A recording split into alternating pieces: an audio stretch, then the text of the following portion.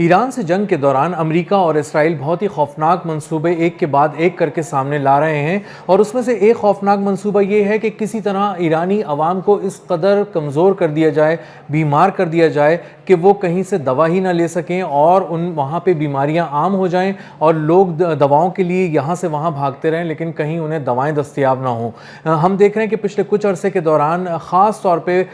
Pin point کر کے کچھ ایسی جگہوں کو نشانہ بنایا جا رہا ہے جو میڈیکل فیسلٹیز ہیں اور جو فارماسوٹیکل کمپنیز ہیں۔ تقریباً 24 فارماسوٹیکل کمپنیز کو اس جنگ کے دوران 28 فروری سے لے کے مارچ کے آخر تک 31 مارچ تک نشانہ بنایا گیا ہے اور انہیں تباہ کیا گیا ہے۔ یہ فارماسوٹیکل کمپنیز انڈیجنس میڈیسنز تیار کر رہی تھیں، یعنی یہیں پہ ایران کے اندر رہ کر ہی ادویات تیار کر رہی تھیں، اور یہ ایک بہت بڑا کنٹریبیوشن کر رہی تھیں ایران کے لیے کہ بہت ہی پین کلر سے لے کر کینسر میڈیسنز تک ایران میں ہی بنائی جا رہی تھیں، اور تاکہ کہیں سے امپورٹ نہ کرنا پڑے اور امپورٹ کا بل نہ بڑھے، اور ان کی جو معیشت پہلے ہی بہت زیادہ مشکلات کا شکار ہے وہ مزید وہ کسی بوجھ کو اس کو سہنا نہ پڑے۔ لیکن اب خاص طور پہ جب یہ دیکھا گیا ہے کہ بہت زیادہ جو ایران کی جو فارماسوٹیکل کمپنیز ہیں وہ تیار کر رہی تھیں میڈیسن، تو اب اسرائیل اور امریکہ نے جوائنٹ آپریشنز کے ذریعے اور مختلف مواقع پہ خاص طور پہ نشانہ بنایا ہے تاک کر ان فارماسوٹیکل کمپنیز کو جو دوائیں تیار کر رہی تھیں۔ تو اب صورتحال یہ ہو گئی ہے فارماسوٹیکل کمپنیز کو نشانہ بنائے جانے کے بعد کہ ایران میں جو میڈیسنز ہیں اس کی شارٹیج ہو گئی ہے، اور پین کلرز سے لے کے انسولین سے لے کے استھما کی دوائی سے لے کے کینسر میڈیسنز تک یہ اب بہت ہی آسانی سے اویلیبل نہیں ہے، اور اس کو حاصل کرنے کے لیے بہت زیادہ تگ و دو کرنی پڑ رہی ہے۔ کچھ رپورٹس یہ بھی بتا رہی ہیں کہ جو لوگ پین کلرز حاصل کرنا چاہتے تھے وہ بھی کسی ایک فارمیسی پہ، کسی ایک میڈیکل سٹور پہ ان کو وہ عام سی پین کلرز جو کہیں بھی دستیاب ہو جاتی تھیں اب آسانی سے دستیاب نہیں ہیں، اور اس کے لیے بھی انہیں کئی میڈیکل سٹورز اور فارمیسیز کے چکر لگانے پڑ رہے ہیں۔ بہت ساری جو اسپتال کی فارمیسیز تھیں جو مریضوں کے لیے براہ راست جو آسانی سے دے دیتی تھیں ان کو ادویات، وہ بھی وہاں پہ اویلیبل نہیں ہیں۔ جو مریضوں کو اویلیبل کی جاتی تھیں اسپتال کے میں جو ایڈمٹ ہوئے ہوئے مریض تھے ان کو بھی بہت زیادہ مشکلات کا سامنا ہے کہ کسی بھی طرح انہیں دوائیں حاصل کی جا سکیں۔ تقریباً 800 قسم کی دوائیں ایسی بتائی جا رہی ہیں کہ جن کی شارٹیج ہوئی ہے ایران کے اندر، اور ان کا را مٹیریل چونکہ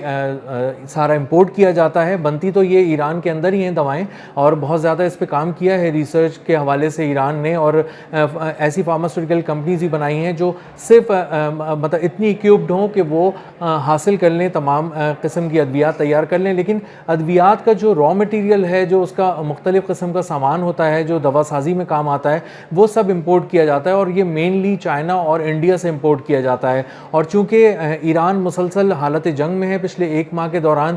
تو وہ بہت زیادہ لاجسٹکس پہ اب اپنا دھیان نہیں دے پا رہا، اس کو ممکن نہیں بنا پا رہا، اور بہت سارے جو شپمنٹس ہیں وہ ایران کی طرف نہیں بھیجی جا رہی ہیں، انڈیا سے بھی اور چائنا سے بھی، جس کی وجہ سے را مٹیریل کی شارٹیج ہو گئی ہے اور وہاں پہ میڈیسنز کی بہت زیادہ کمی ہو گئی ہے۔ یہ جو صورتحال ہے جو ایران میں پیدا کی ہے امریکہ اور اسرائیل نے، یہ جنگی جرم وار کرائم کہلاتا ہے کہ آپ کسی بھی طرح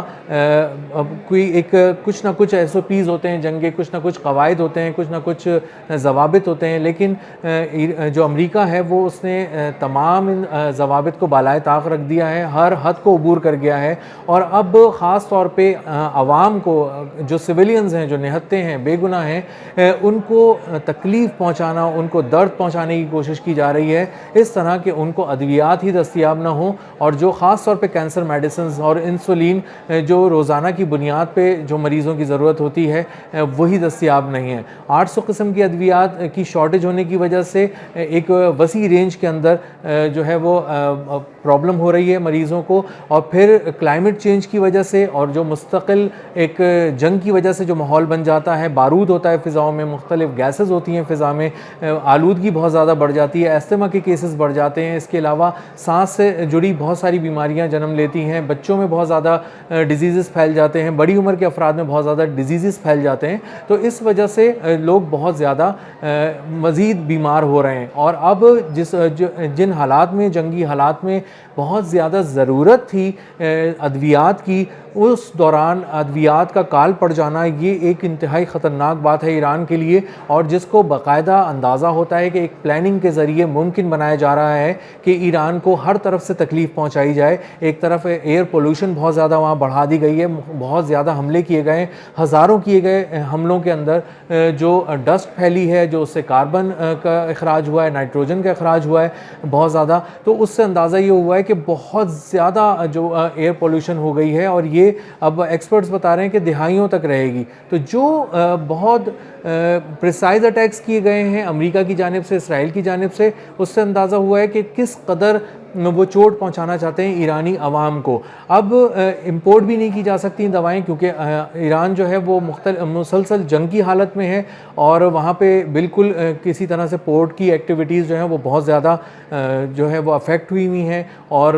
چائنا اور انڈیا سے جو شپمنٹس آنی تھیں را مٹیریل کی وہ نہیں آئی ہیں۔ اس کے علاوہ جو بینکنگ چینلز ہیں وہ بھی اتنے زیادہ کام نہیں کر رہے، کیونکہ ایران مسلسل پابندیوں کا شکار ہے، انٹرنیشنل سینکشنز کا شکار ہے، اور وہ کسی ملک سے بہت ہی آسانی کے ساتھ رابطہ کر کے اپنے لیے را مٹیریل نہیں منگوا سکتا۔ اس کے پاس بہت لمیٹڈ سے آپشنز ہیں، اور وہ بھی جنگ کے دوران مزید محدود ہو کر تقریباً نہ ہونے کے برابر رہ گئے ہیں۔ جو انٹرنیشنل پیمنٹس ہیں وہ سب ڈالرز میں ہونی ہیں، اور ڈالرز کے بہت زیادہ آپ کہہ سکتے ہیں کہ اس کی قلت ہے ایران کے اندر، اور جنگ کی وجہ سے، اور ایران جو تھوڑی بہت بھی آئل ایکسپورٹس کر رہا تھا وہ بھی ظاہر متاثر ہیں، اور جو ہو رہی ہیں وہ بھی اس کا بھی جو موڈ آف پیمنٹ ہے وہ بہت ہی ڈفرینٹ انداز کا ہے۔ تو اب ڈالرز اویلیبل نہ ہونے کی وجہ سے بھی یہ پرابلم آ رہی ہے کہ بہت سا را مٹیریل جو دوا سازی کی صنعت کے لیے ضروری تھا، استعمال کیا جا رہا تھا، وہ بھی امپورٹ نہیں کیا جا سکا ہے۔ تو اب اندازہ یہ ہو رہا ہے، اب صورتحال یہ ہے کہ امریکہ اور اسرائیل کئی ایک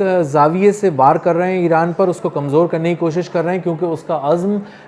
بالکل متزلزل نہیں ہوا، وہ بہت ہی پرعزم انداز سے ایرانی قیادت کھڑی ہوئی ہے، عوام بھی کھڑے ہوئے ہیں۔ تو اب امریکہ اور اسرائیل ایک طرف سائبر اٹیکس کرتے ہیں، دوسری طرف انوائرمنٹل ہیزرڈز وہاں پر بڑھا دیتے ہیں، پھر براہ راست حملے کر رہے ہیں، مختلف آئل فیسلٹیز کو نشانہ بنا رہے ہیں تاکہ زیادہ سے زیادہ تابکاری پھیلے، زیادہ سے زیادہ لوگ بیمار ہوں، اور جب یہ ساری صورتحال ہوتی ہے تو بہت زیادہ واٹر کی جو پولیوشن ہے وہ بڑھ جاتی ہے، اس کے علاوہ